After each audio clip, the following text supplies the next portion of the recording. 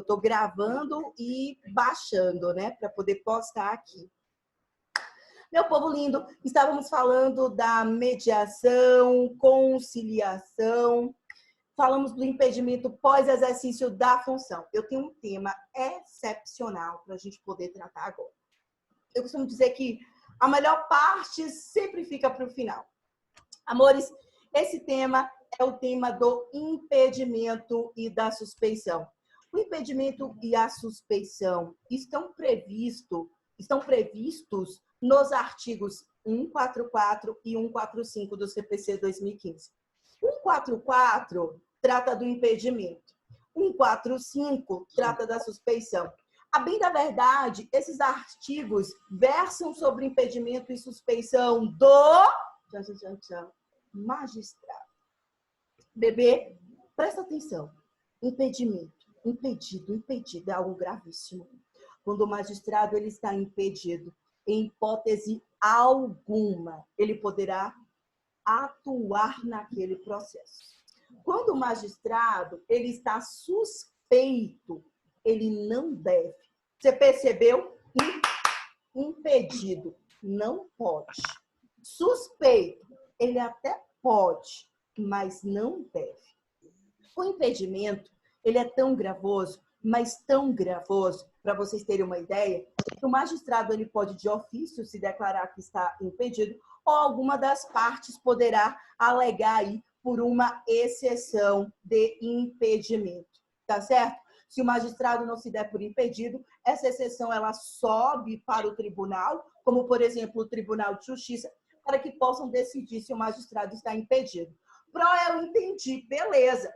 Agora, me dá um exemplo de impedimento exemplo de impedimento, rol do 144. Amores, por exemplo, o professor Edmar, eita, esse prof descobre que eu estou dando ele como exemplo. Ó, meu povo, me falaram aí que o prof Edmar é casado, é bem casado, é casado com a juíza. Então, imagina só, o prof Edmar, a depender da situação, nos casos em que a esposa dele, que é uma magistrada, ela estiver como magistrada do processo, só a título de exemplo, é só um exemplo factível para a gente compreender, tá bom? Belezinha assim? E o professor Edmar, ele está como advogado, porque ele advoga, ok? E aí imagina que ele vai lá, peticiona. Essa petição, para você não escolher qual magistrado que vai julgar o seu processo, ela é distribuída. Na distribuição, cai justamente para a vara na qual a esposa do prof. Edmar atua. A minha pergunta é, a esposa do professor Edmar vai poder atuar naquele processo? Vai poder sentenciar? Vai poder decidir? Vai poder determinar alguma coisa? Não. Por que não? Porque ela está impedida. Então, perceba, se eu sou casada, se eu mantenho uma união estável mantém os mesmos efeitos, tá, meu povo? Se liguem nisso, se liguem nisso. Se trata da minha mãe, do meu pai, a bem da verdade, parentesco até o 3º grau completo. Isso vive como pegadinha de prova perguntando se é até o 4º grau. É até o 3º grau completo.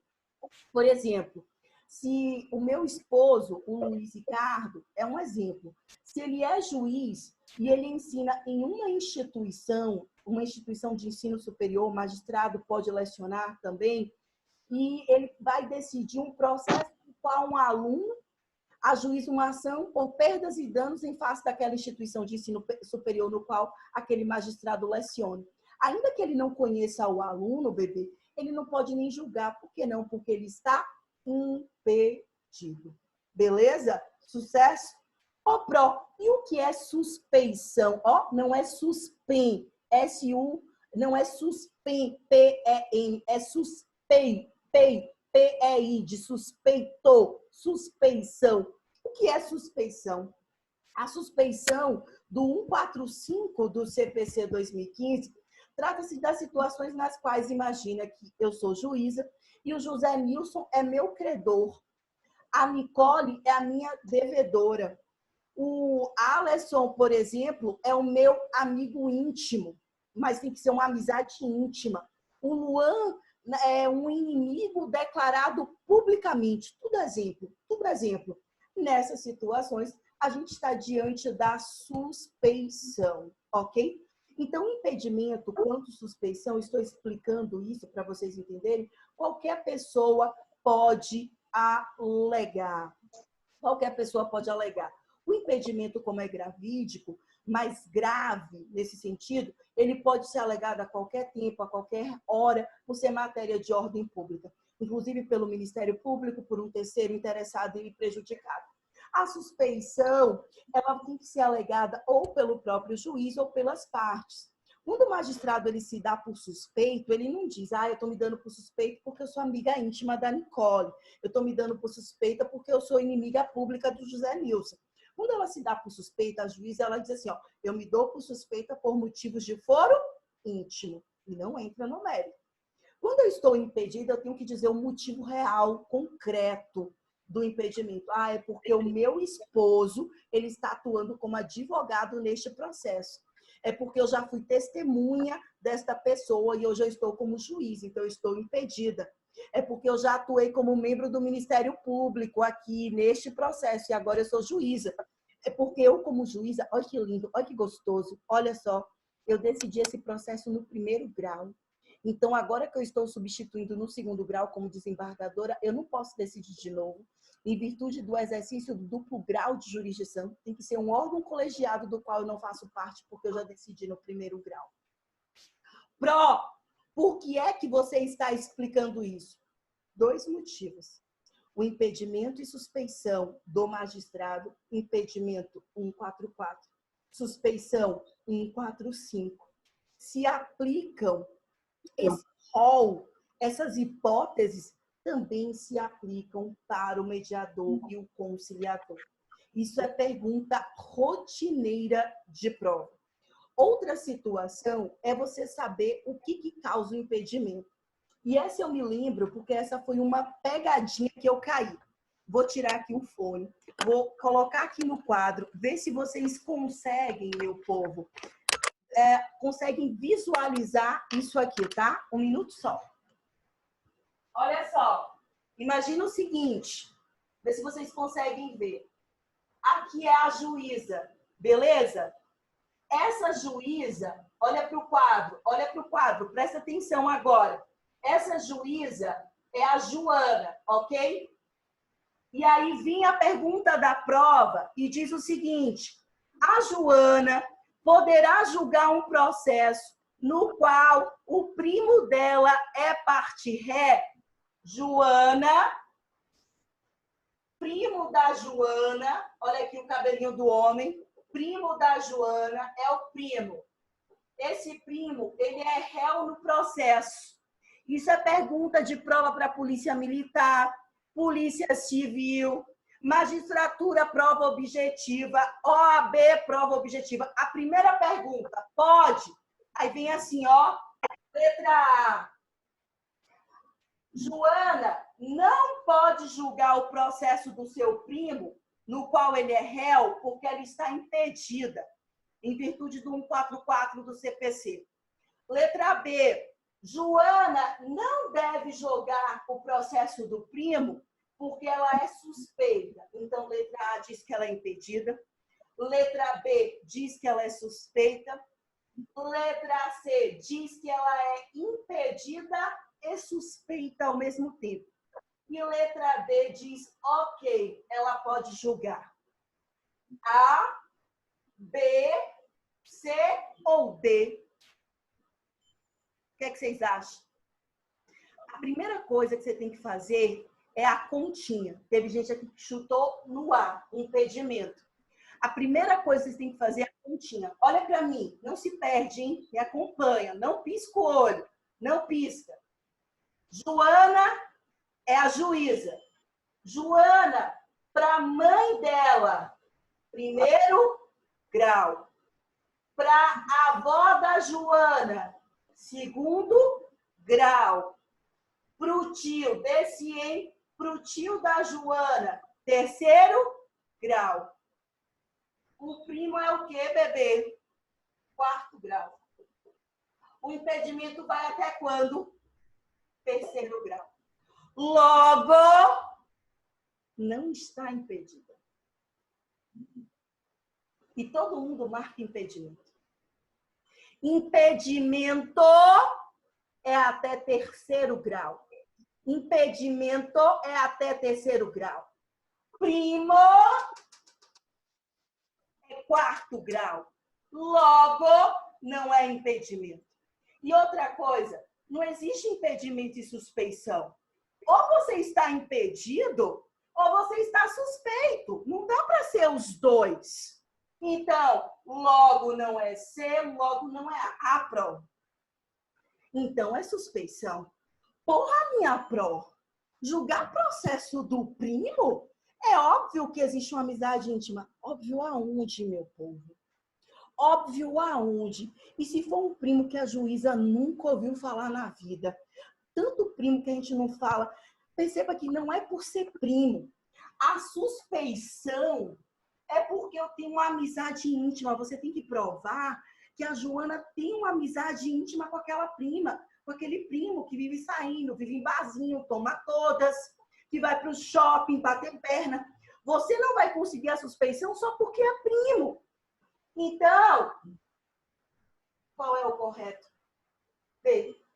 Ela pode julgar. Simples assim. Agora, você imagina, vou só colocar o fone, tá? Você imagine, perceba, numa prova da OAB, espero que vocês estejam aqui me ouvindo. Tá me ouvindo, meu povo? Ai, ficou meio pausadinho aqui para mim. Tá dando que não. Meio Tá pausadinho ligado. aqui para mim. Tá dando que não tá. Tá aparecendo. Foi, não. Agora beleza. Beleza, ele deu uma travadinha aqui para mim. Acho que é porque eu coloquei o fone. Amores, o que é dose, né? E é isso que eu falo da zorra da prova da OAB. Perceba que ter esse conhecimento aqui atrás, não se preocupem, eu sei que foi um pouco rápido, né? Laura, Nicole, foi um pouco rápido, mas como vai estar gravado, vocês vão poder revisitar isso. Mas pensa o seguinte, ter esse raciocínio em 2 minutos numa prova da OAB. Você tem que estar com isso aqui muito bem descrito. Você já tem que, porra, prima é quarto grau, impedimento é até o terceiro grau. Impedimento não é. Impedimento e suspeição ao mesmo tempo não é suspeito, mas espera aí. A suspeição é porque quando a pessoa é prima? Não. A suspeição é amizade íntima. A suspeição é inimizade pública. Em nenhum momento na questão fala que tem uma amizade íntima. Cuidado com isso. Cuidado com isso. Beleza? Então, eu queria que vocês anotassem. Anota para mim, por favor. Isso que é muito importante. Você vai colocar assim uma OBS, como você queira colocar, mas anota para mim. Aplicam-se aos mediadores e conciliadores.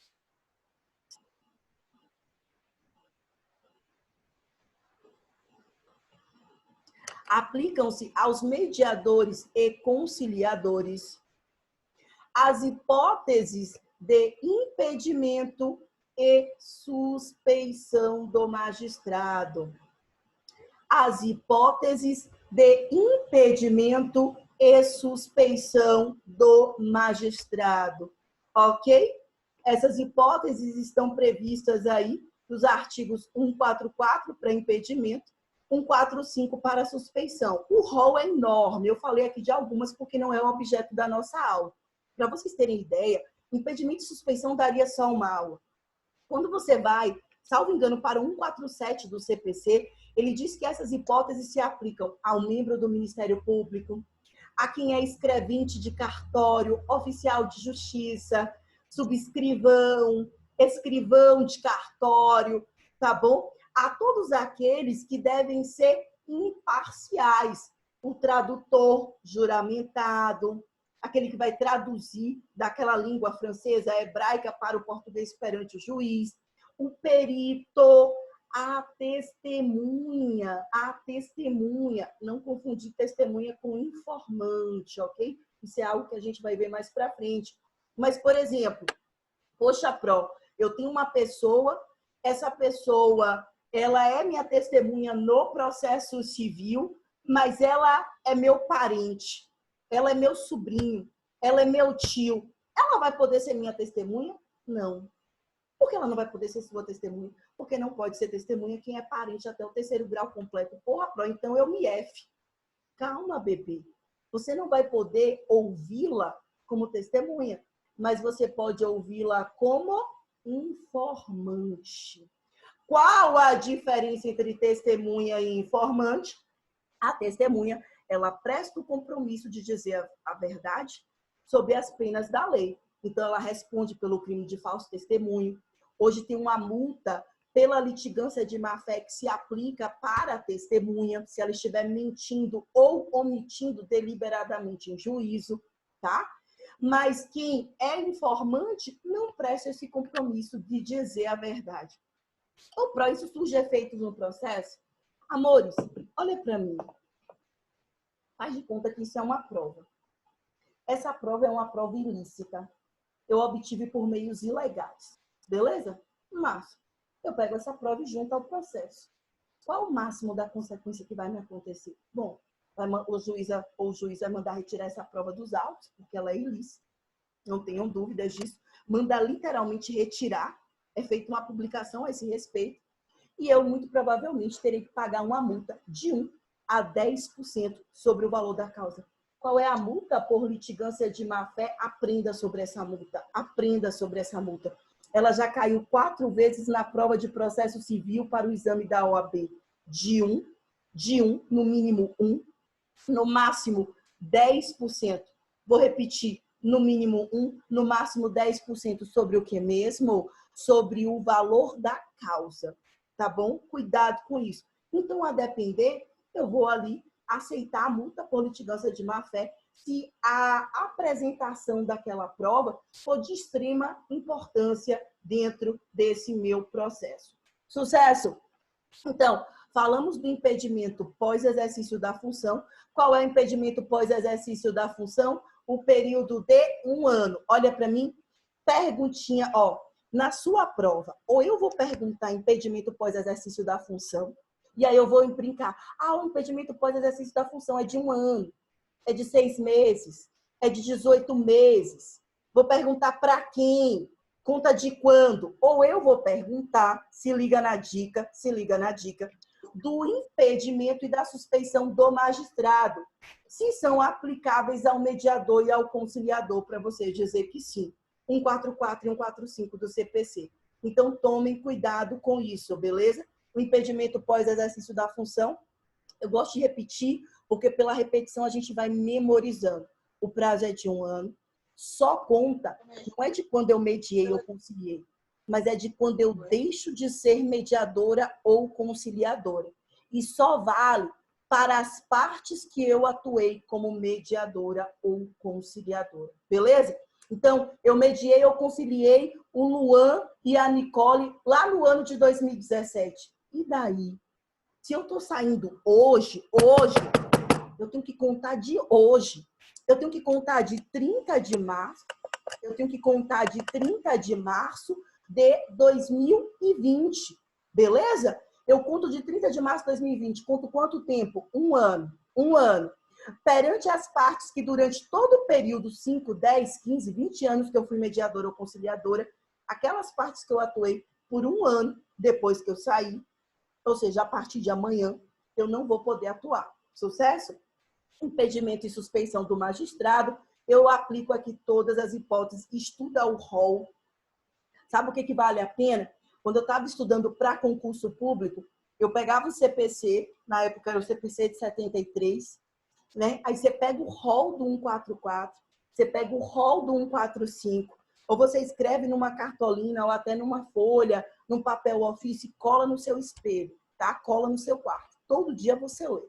Todo dia você lê. Todo dia você lê. Todo dia você lê. Por quê? Porque mais do que está na nossa prova, vai ser importante para quando você for fazer a OAB. Essas hipóteses de impedimento e suspeição regem o Código de Processo Penal, regem o Código Eleitoral, para quem for se especializar em direito eleitoral, rege a própria CLT, rege tudo. Por isso, vale a pena ter ciência. Beleza, meu povo? Massa. Amores, confidencialidade das audiências. Esse é um tópico que cai muito nas nossas provas e quem trata muito bem a esse respeito é o professor Fred Didier. O Fred Didier vai dizer, olha, tem que haver a confidencialidade das audiências? Tem. Afinal de contas, o mediador, o conciliador não vai poder sair por aí fazendo fofoca de tudo que aconteceu na audiência de mediação e conciliação. Todo mundo sabe a esse respeito. A pergunta que se faz é: existe alguma hipótese, se liga, na qual o mediador ou o conciliador estariam ali, ou ele estaria autorizado por lei a depor, a falar sobre algo que aconteceu na audiência de mediação ou conciliação? Sim. Por isso eu quero que você anote a regra, para a gente depois poder anotar a exceção. Bebês, anota. Anota para mim, por favor. A regra, você anota a partir de agora, a regra é a de confidencialidade das audiências de mediação e conciliação, ok? Anota para mim, por favor. A regra é a de confidencialidade das audiências de mediação e de conciliação. Sucesso? Massa. O que a gente tem como exceção? E aí eu quero que vocês anotem. Em casos de violação à ordem pública, pode anotar assim mesmo, exceções, tá? Em casos de violação à ordem pública, vírgula, em casos de violação à ordem pública, vírgula, a lei vigente, ou por vontade de todas as partes. Repito. Em caso de violação à ordem pública, a lei vigente, ou por vontade de todas as partes. Ou por vontade de todas as partes. O mediador, o conciliador, por vontade de todas as partes, o mediador, o conciliador, vão poder depor sobre o que ocorreu, vão poder depor sobre o que houve na audiência, vão poder depor sobre o que ocorreu, sobre o que houve na audiência. Então, meu povo, presta atenção, Luan. Eu posso sair por aí contando o que houve na audiência de mediação ou conciliação? Nicole, claro que não. Óbvio que não, Aline. Porém, imagina que eu estou como mediadora e perceba que nos cartórios, hoje, nós estamos autorizados pelo CNJ a promover mediação e conciliação. Mas, para isso, o titular do cartório e pelo menos 2 funcionários, eles devem fazer o curso de capacitação do CNJ para ser autorizado a atuar nessa área, tá? Beleza. E aí o CNJ diz, olha, você pode mediar. No meio da mediação, isso eu já presenciei como advogada, não como titular de cartório, o rapaz vira para mim e diz assim, olha, eu quero fazer um contrato, nesse contrato aqui na mediação, eu quero escrever que parece aqueles 50 tons de cinza, que eu vou poder bater nela, que eu vou poder amarrar no ato sexual, que eu vou poder fazer isso, estrangular, blá, blá, blá, blá, blá, blá, blá. Não estou falando da lei dos Estados Unidos, eu estou falando da legislação civil brasileira, ok? Eu posso colocar isso dentro de um contrato, dizer que ela aceita mitigar a sua integridade física, vilipendiar a sua liberdade, o seu direito de ir e vir, ainda que ela consinta lesionar o seu corpo, ainda que ela consinta dessa forma? Claro que não. É uma violação não só à ordem pública, como à lei vigente. Ok? Então, se tem um caso de violação à ordem pública, um caso de violação à lei vigente, eu vou poder depor. Numa mediação, a pessoa diz que assassinou alguém. Bom, é homicídio. Se é homicídio, eu estou, então, diante de uma violação à lei vigente, eu vou poder depor sobre aquela situação, caso eu seja chamada em juízo. Amores, por vontade de todas as partes. Se todas as partes que fizeram ali, ou integraram a mediação ou a conciliação, disserem, ok, Ingrid Gil, você pode depor. Massa, eu vou poder depor em juízo. Se eu tinha 4 partes, eu tinha duas, mas uma não me autorizou, então eu não vou poder depor. E aí, eu só vou poder depor se houver a grave violação à ordem pública ou à lei vigente. Mas eu preciso depor, não sendo aqueles 2 casos, né? Uma violação à ordem vigente à lei pública, do consentimento de todas as partes. Se uma não me consentir, eu não vou poder depor. Tá bom? E essa questão está no anexo 3 da Resolução 125 de 2010, do CNJ, que fala de quando o mediador ou conciliador ele está autorizado a depor sobre o que ele vivenciou na mediação e na conciliação. Além disso, a gente tem também o artigo 31 da Lei 13.140 de 2015, que é a Lei da Mediação e Conciliação, artigo 31 da Lei 13.140 de 2015. Vamos falar agora de características da mediação e da conciliação. Esse é outro tópico, tá? Para vocês abrirem aí no caderno. Características da mediação e da conciliação.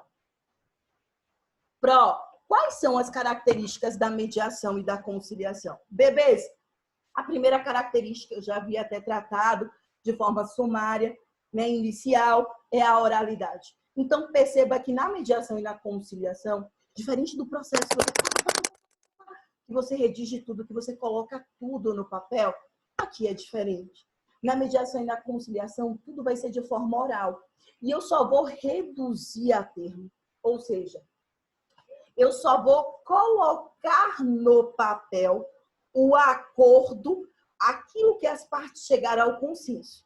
Então, se foi proposta uma ação de divórcio e no final as partes não resolveram se divorciar e as cláusulas que foram estabelecidas para isso, eu vou colocar ali. Só isso.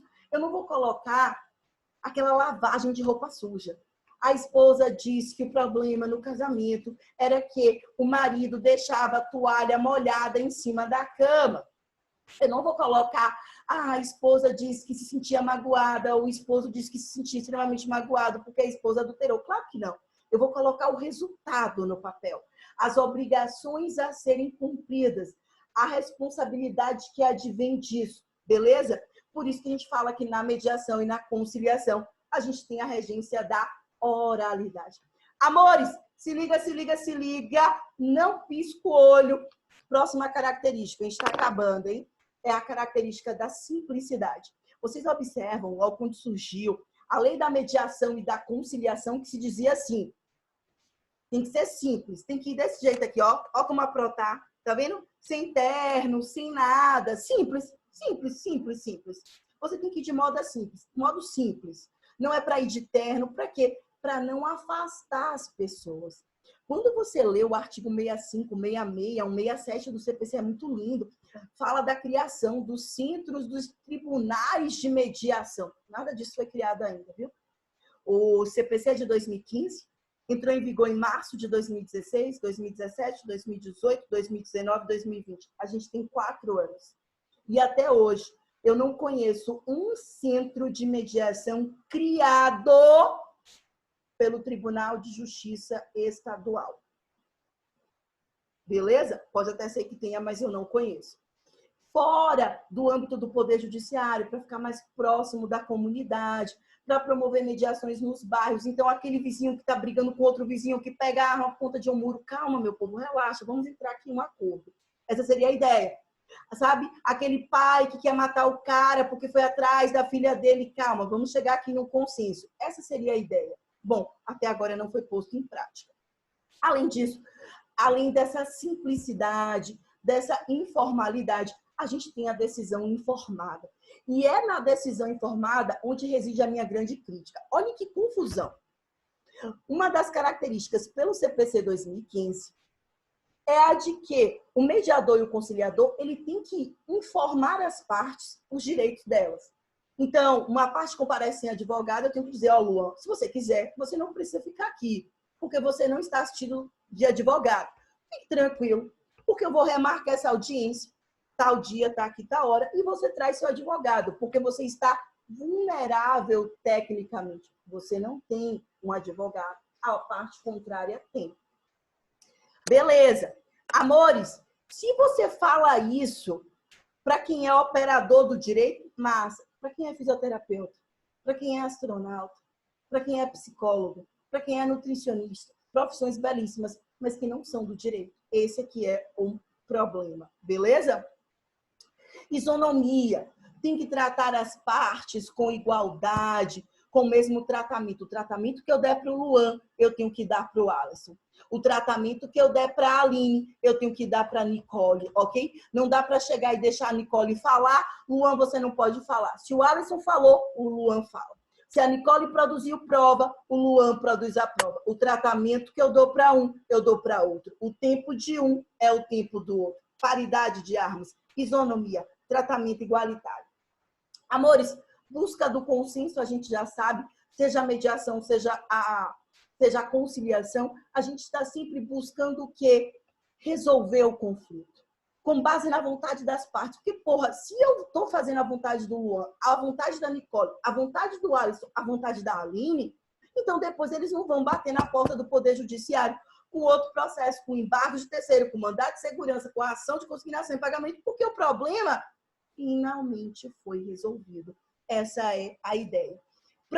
Pergunta de prova. Posso escolher o meu mediador, o meu conciliador? Eu quero você, professor Ingrid Gil, porque você é especialista nessa área.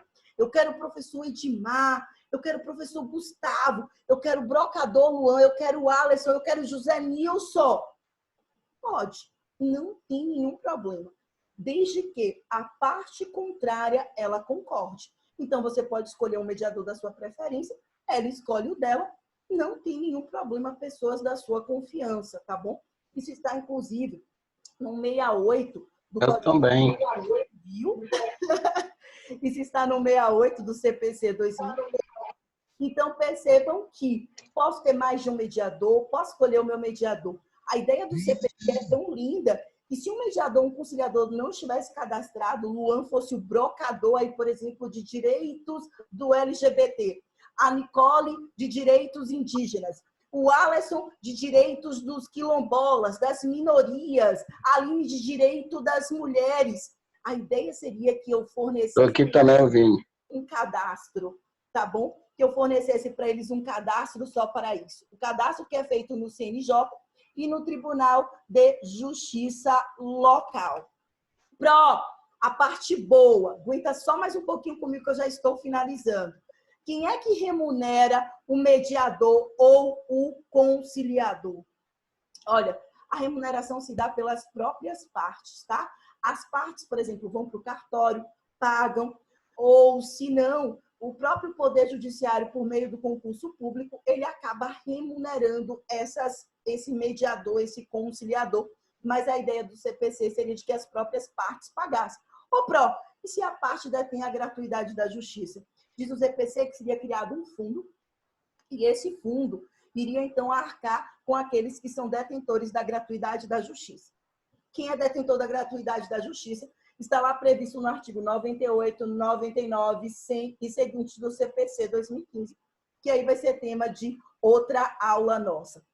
Amores, a ideia da mediação e da conciliação é tão forte que pelo 174 do CPC 2015, a gente teria mediação e conciliação até no âmbito administrativo, podendo formalizar com o município de Nanuque, com o Estado de Minas Gerais ou com a União Brasileira, um termo de ajustamento de conduta, o bendito do TAC.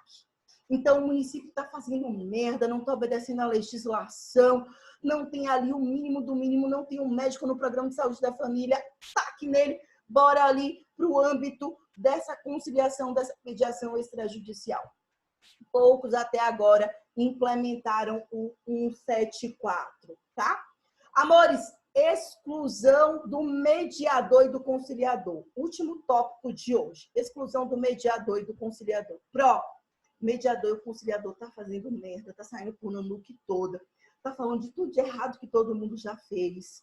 O mediador e o conciliador está atuando de forma impedida, está atuando de forma suspeita, está agindo com dolo, está agindo com má fé, está fazendo tudo de errado. E aí agora, o que acontece com ele? Segundo a lei 13.140 de 2015, que é a lei da mediação, vale a pena você dar uma lida, tem caído em tudo que é concurso da seara judicial. Amores, essa lei diz que o juiz, que é o juiz diretor do foro, né, a depender de onde a gente esteja, ele vai, portanto, promover a suspensão administrativa desse mediador conciliador. Essa suspensão, ela pode perdurar por, no máximo, 180 dias. Amores, se essa suspensão pode perdurar por, no máximo, 180 dias, confere comigo. Eu posso dar uma suspensão de 30 dias aqui para a Ingrid? Posso? Posso. Posso dar de 60? Posso. Posso dar de 90? Posso. O que eu não posso dar mais é de 180. Aí vem a banca CESP e o UNB, que a errada não acerta. O magistrado suspendeu pelo máximo de 30 dias. Está correto. Está correto. Porque qual é o máximo que ele pode suspender? Até 180. Se até 30 está dentro de até 180, ele pode suspender. Qual é o máximo? 180 dias. E daí esse mediador, conciliador, ele pode chegar a ser demitido a bem do serviço público, ou seu contrato, a depender, se for um RED, algo do tipo, pode ser rescindido. Então, eu quero que esse último tópico vocês anotem para a gente poder encerrar. Faz esse favorzinho para a prova, tá bom? Anota aí para mim, por favor. Exclusão do conciliador / mediador. Pro repete, repito. Exclusão do conciliador / mediador. Vocês vão colocar assim. Se agir com dolo ou culpa, dolo, má-fé, culpa, negligência, imprudência ou imperícia. Exclusão do mediador / conciliador. Se agir com dolo ou culpa, tá? Se violar um dos deveres da mediação-conciliação, então se agir com dolo ou culpa, vírgula, se violar um dos deveres da mediação, né, ou conciliação, esses deveres estão previstos lá no artigo 165, parágrafo 1º e parágrafo 2º do CPC 2015, tá? Esses deveres de agir com igualdade de tratamento, busca do consenso e etc. E atuar impedido ou suspeito. Então, violar um dos deveres da mediação-conciliação, artigo 65, parágrafo 1º e 2º. Atuar impedido ou suspeito. O mediador ou conciliador poderá ser suspenso pelo prazo de até 180 dias. Poderá ser suspenso pelo prazo de até 180 dias. Isso, claro, a depender do processo administrativo, ele vai ter direito ao contraditório, à ampla defesa, ao duplo grau de jurisdição no âmbito administrativo. Ele vai poder ser demitido a bem do serviço público, ser exonerado, vai depender aí do caso concreto. Beleza, meu povo? Perceba que dessas formas de autocomposição, a gente tratou da mediação e da conciliação. Falta só a arbitragem. Próxima aula nossa, aí a gente se bate nessa mesma bate-caverna, nesse mesmo bate-horário, né? Que vai ser próxima segunda-feira. Antes, essa semana, eu vou só postar uma aula relativa à semana passada. A gente começa falando sobre a arbitragem, beleza? Arbitragem prevista na Lei 9.307 de 1996. Eu não sei se é alguma dúvida aqui. Não, era só ver aqui o chat. A Pro ainda está se acostumando, viu, meu povo? Assim como vocês, porque eu não usava essa plataforma Zoom. Quaisquer dúvidas, eu estou no grupo. O Vambert, que é líder de vocês, me colocou no grupo. Às vezes o grupo de WhatsApp. Às vezes eu demoro um pouquinho para responder, não é ruindade não, mas é porque é muita coisa para poder eu fazer mesmo, tá? Mas quaisquer dúvidas, coloca lá no grupo, manda um áudio, tá bom? Que eu vou respondendo para vocês, viu? Beijo, meu povo. Uma boa noite para vocês. Eu espero que vocês tenham gostado, que tenham podido aí aprender um pouquinho, se eu conseguir passar alguma coisa, tá bom? Beijo grande, tudo de bom, viu? Beijo.